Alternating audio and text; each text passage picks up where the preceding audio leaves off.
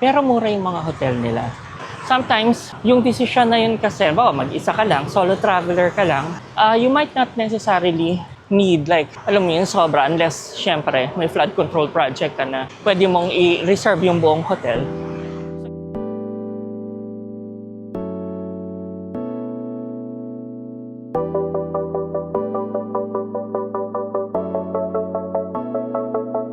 Guys, isa pa pala sa napansin ko dito sa, lalo na sa Hanoi, di ba, is yung mga hotel nila, parang mga, i-consider mo siya lahat halos mga boutique hotels, gano'n. Parang tingnan mo to. Yan, kung di ka parang homestay or hostel, ito yung mga, ito nga parang, ano na to, parang big scale na to. Pero mura yung mga hotel nila, di ba? Kaya lang, syempre, sometimes, yung decision na yun kasi, mag-isa ka lang, solo traveler ka lang, you might not necessarily need like, alam mo yun, sobra, unless, syempre, may flood control project ka na pwede mong i-reserve yung buong hotel. So if you're, depending on what kind of traveler you are, siguro, let's just put it that way, may mga options naman for every budget and type of traveler that you are. Tapos napansin ko din dito, everything is walkable. Like in old quarter, lahat malalakad mo ng very, very relaxed. Siyempre, hindi siya katulad ng Sapa na chill and calm lang. Ito, medyo, ano talaga, pag gising mo, kailangan alert level number 9 ka. Diba? So, ganun yung, ganun lang yung basic theme when you're here in Hanoi. And, as I mentioned kahapon, kung piling ko nakat, may mga bagay na kailangan kang tanggapin. You shouldn't be stressed about yung alam mo yun, sabi nila, di ba, there's organization and disorganization. Ganon dito. So, kung magulo man siya, don't be too stressed about it. Just go with it. And then, in 5 minutes, makukuha mo na how things work. We're gonna go get some breakfast kasi mahaba-habang lakaran ito.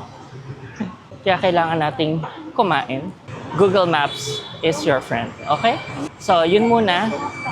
Let's go to our first agenda first para makakain tayo. And then, let's start our day.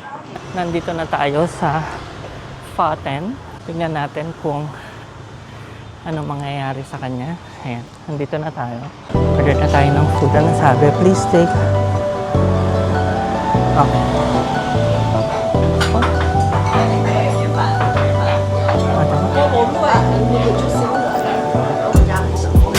Just one? Thank you. Kasi apparently marami daw medyo peke na ganito dito. So we'll see kung okay talaga siya. So nandito na siya.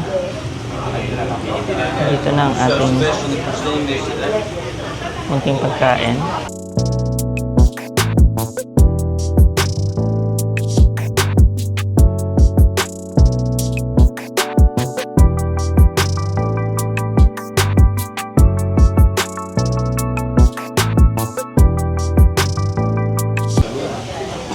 So far, masarap naman.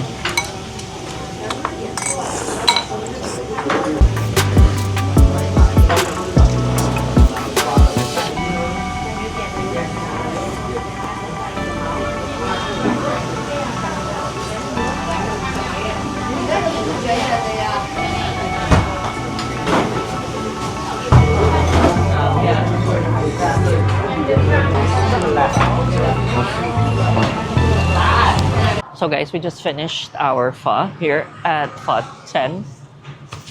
It was good. I like it.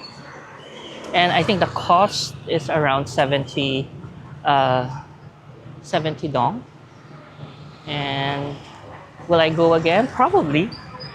It's really good. I had the parang half-cooked beef kind of thing.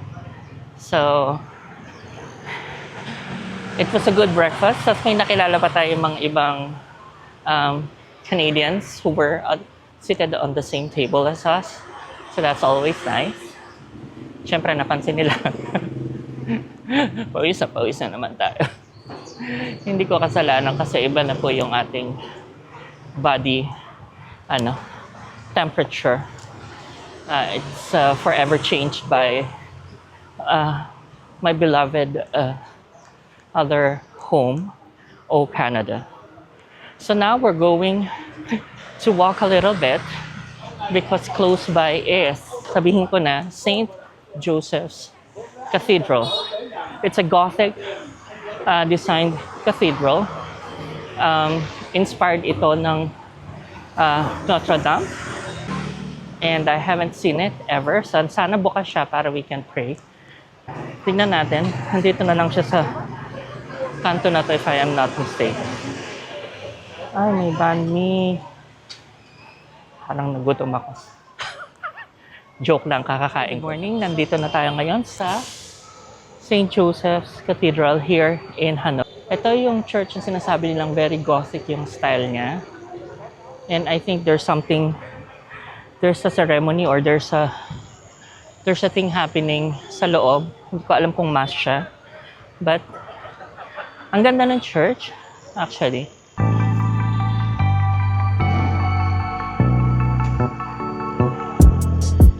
Sobrang ganda niya. Very rustic talaga or Gothic yung design niya.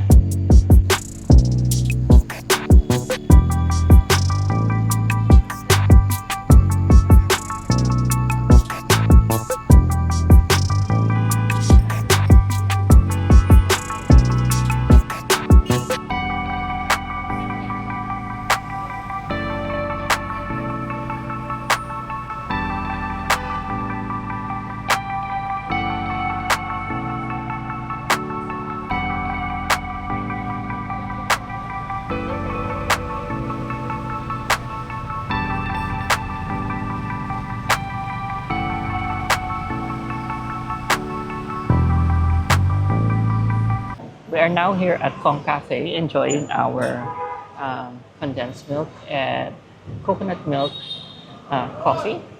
And we are overlooking the St. Joseph's Cathedral in front of us. Maraming nangyayari sa harap natin ngayon, but it's just so good to be blessed with the opportunity to be here and watch how life happens in front of us in the busy streets of Hanoi. And I'm just here appreciating it.